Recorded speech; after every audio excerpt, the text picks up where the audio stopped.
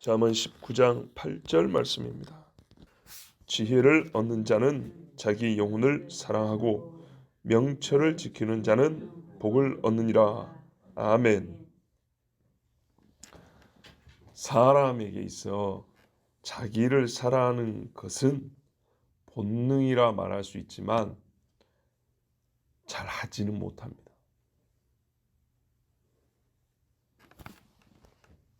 뭐라고요?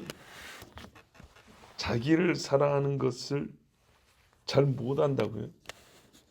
자, 분명히 그렇게 말했죠. 자기를 사랑하는 것만큼 잘하는 것이 없는 것이 아닌가요?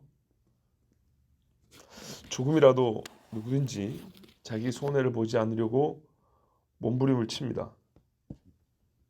자기를 높이고 존귀케 하려고 바치는 뇌물도 있고, 어떤 때는 눈꼴시러운 그 아부도 있고, 타인에게 해를 끼치면 안 된다는 강력한 윤리적 압박에도 굴하지 않는 어떤 비열한 방법을 써서라도 네가 죽으면 죽었지 나는 살아야겠다. 이게 사람의 살아가는 모습인데 어찌 자기 사랑을 잘 못한다고 할 수 있을까요? 자기를 사랑하니까 아까 같은 일들을 하는 건데, 너는 죽어도 나는 살아야겠다. 이게 자기 사랑인데. 그런데 왜 제가 지금 자기 사랑을 잘 못한다고 말했죠? 사람이 자기를 사랑하는 것은 본능이지만 잘 하지 못합니다. 안 하는 게 아니라 하는데 잘 하지 못합니다. 우리가 무슨 일을 잘 하지 못한다 할 때는요, 되게 어떤 경우냐면 필요한 정도를 못 채우는 거예요.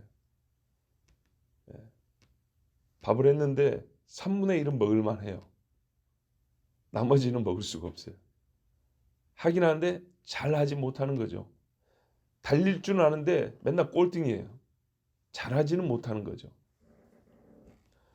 또 어떤 수준이나 양에 이르지 못한다는 뜻도 있어요. 수준이나 양이 안 돼요.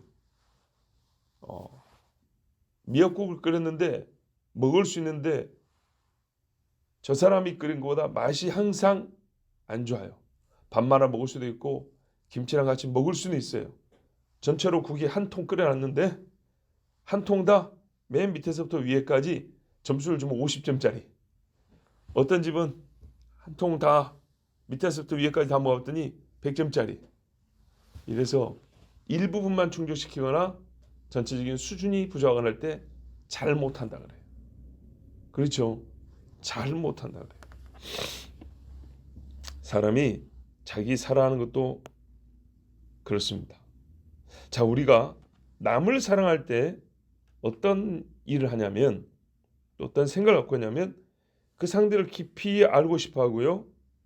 또 상대가 더 기뻐하는 방법으로 즉 옳게 살아가는 법을 알고 싶어요. 그래서 상대를 자꾸 물어봅니다. 안 물어봐도 될 거를 지금 생각해 보면 굳이 안 물어봐도 됐던 걸 옛날에는 막 자꾸 알고 싶어 하고 물어봅니다. 또 아주 시적인 표현까지 씁니다. 내가 당신을 어떻게 사랑하면 되겠소? 뭐 그런 걸 물어보면 어떤 대답을 요구하는 거예요. 하여튼 그렇게 물어봐서라도 뭐라고요? 사랑하는 법을 알고 싶어요. 사랑하는 법이라고 그랬어요. 감정이 사랑이 다가 아니죠. 그래서 내가 당신을 어떻게 사랑하면 되겠소 하고 물어보면 때로 가르쳐 줍니다. 나는 이렇게 사랑하면 나를 정말 사랑하는 줄 압니다. 라고 이렇게 말을 해줍니다. 그러나 남을 사랑하는 것은 본능이 아니라도 사랑하게 되면 이렇게 물어보고 알고 싶어하고 바른 방법을 찾고 싶어 하는데, 자기 사랑하는 것은 본능인데도 불구하고 방법을 잘 찾지 않습니다. 그냥 느끼는 대로 갑니다. 근데 과연 그 느끼는 대로 하는 게 다 정말로 자기를 위하는 일이 되느냐? 그렇지 않은 경우가 많다입니다. 정작 자기 자신을 사랑하는 것을 보면 대개 본능에 충실한 거예요. 본능적이기 때문에 본능에 충실하고 말아요. 그 결과 어떻게 되냐? 대부분 죄 짓는 거예요. 죄 되는 일이 많아요. 그래서 하나님께 멸망받는 일에 열심인 사랑이에요. 자기 사랑을 열심히 했더니 성경을 딱 옆에 대놓고 다 내가 죽을 일만 하는 거죠. 근데 희한합니다.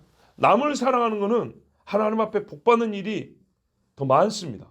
근데 나를 사랑하는 거는 본능인 능력을 갖고 있는데도 불구하고 하면 할수록 하나님 앞에 벌받을 일이 많이 쌓여갑니다. 그래서 자기 사랑을 잘 못한다는 거예요. 남 사랑할 때는 복을 받는데 나를 사랑하니까 복이 없어져 버린단 말이죠. 그러니까 이거는 틀린 방법을 하는 거죠. 한마디로 모든 사람이 자기 사랑을 내가 나를 사랑하고 있어 안 하고 있어를 의식하든 하지 않든 간에 본능은 자기도 모르게 나오는 거죠. 그렇게 자기를 위하여 한다고는 하지만 이르러야 할 정도에 이르지 못해요. 나를 사랑해서 나를 위해서 한다면 정말 내가 지금보다 더 나은 어느 정도에 이르러야 되고 더 나은 더 높은 수준에 이르러야 되는데 그렇지 못하고 사람이 더 짐승처럼 살아간다든지 훨씬 더 하나님과 멀어진 아주 이 마귀적인 그런 삶을 산다든지 이런 경우가 많아요. 자, 여러분, 그러면 어떻게 해야 자기 사랑이 똑바로 될까요? 오늘 설교의 마지막 주제는 우리가 흔히 말하는 자기 사랑을 해라 그런 말은 아닙니다. 자, 자기는 곧 나는 무엇으로 구성되냐면 영혼 육으로 구성되어 있습니다. 육체가 내가 다 아닙니다. 나는 어디에서 사냐면 이 땅에 살지만 이 세상에서만 사는 건 아닙니다. 이 두 가지만 생각해도 자기 사랑을 옳게 할 수 있어요. 정말 자기를 사랑하는 사람은 나는 영적인 존재이구나를 알기 때문에 자기 영혼을 위하여서까지 일을 합니다.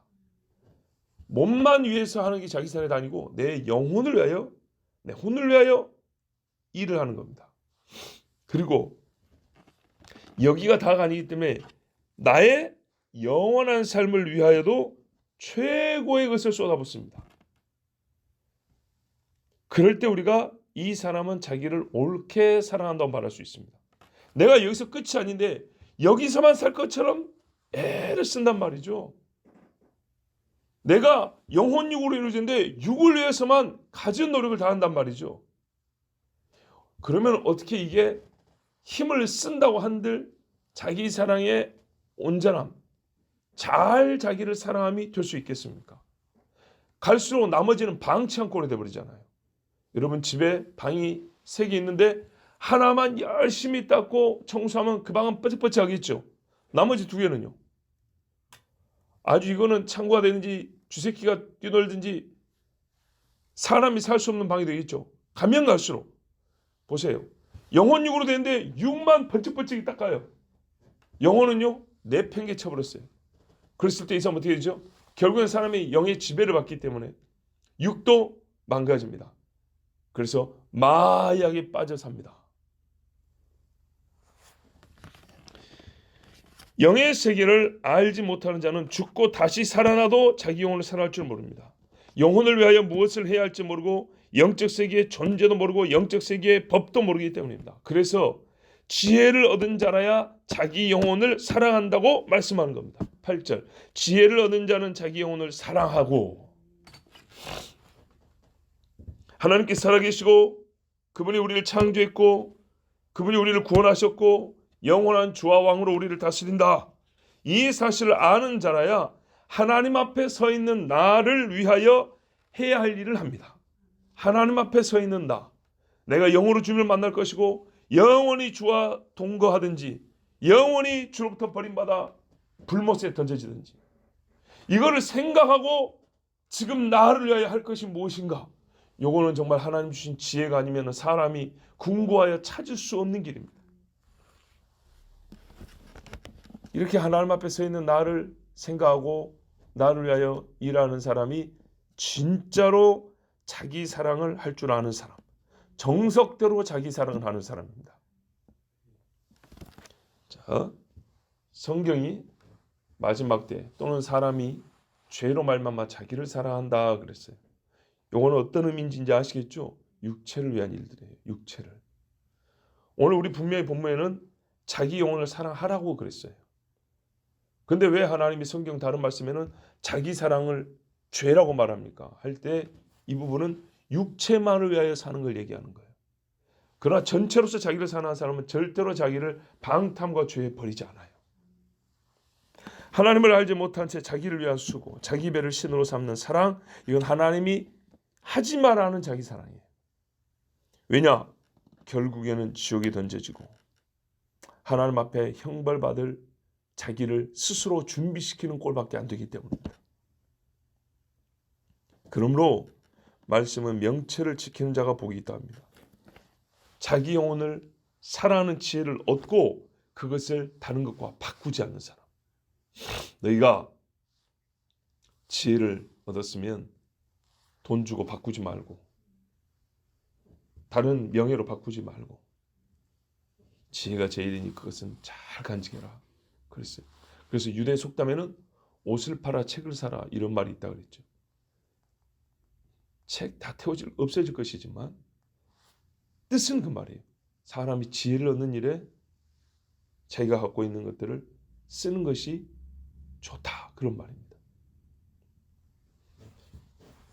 자기 영혼을 사랑하고 사랑하는 지혜를 얻고 이 지혜를 잘 지키는 사람에게는 좋은 일이 있습니다. 성경의 지혜는 예수 그리스도죠. 예수님을 얻고 이분을 잘 지키는 사람은 복이 있습니다. 너희가 처음 믿을 때 받은 바 그 믿음을 견고히 붙들면 구원을 얻으리라. 오직 예수님을 믿고 주 예수를 뒤따르는 삶을 사는 나의 인생이기 때문에 예수님과 영원히 떨어지지 않는 복을 얻고 예수님의 영광을 선물 받는 좋은 일이 있습니다.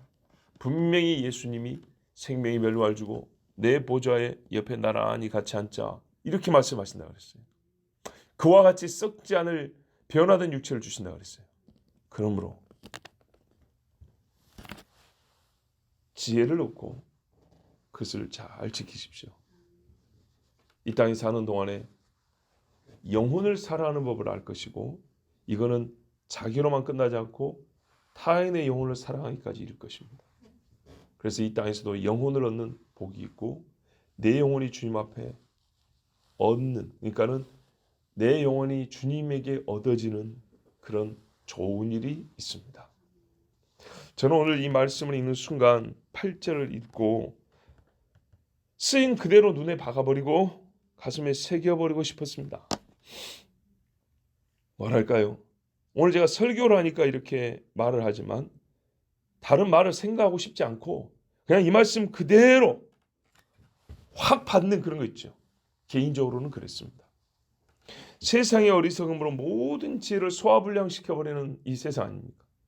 지혜가 들어오면 꿀꿀꿀 뭐가 되는데 이 못된 것들이 중간중간에 다 거름박처럼 있어가지고 하나님의 말씀 지혜가 들어가려고 우리 영혼 이 심령 안에서 소화불량에 걸려가지고 오만 데 걸려있어요. 제대로 가슴 깊은 데로 내려가지를 못하고 그런 시대예요. 사람이 또 밀어내고 어두운 데로만 가요. 그런 사람이 차라리 그냥 소용돌이 쉐고 뻥 뚫어버리고 싶고요. 어두운 자에게 그냥 눈이 부셔갖고 자빠질 정도로 빛을 쫙 비춰버리고 싶죠. 시원하게 그냥. 근데 이 말씀이 마치 그런 거예요. 소용돌이가 쫙 일어나는 것 같고 겁나게 큰 빛. 조그만 서치라이트가 아니라 이 라이트의 폭 자체가 막 몇백 미터 엄청난 것이 인생 전체를 쫙 비춰버리는 우리 이 사람에게 큰 깨달음을 주는 그런 말씀이었어요. 지혜를 얻는 자는 자기 영혼을 사랑하고 명철을 지키지 않은 복을 얻느니라. 우리의 이 지혜가 없어가지고 인생들이 답답하게 살고 있고 빛이 없어가지고 어둡게 살고 있는데 진짜 이 두 가지면 빛이 있고 자기 영혼을 사랑할 줄만 알면 얼마나 정말 달라지겠어요.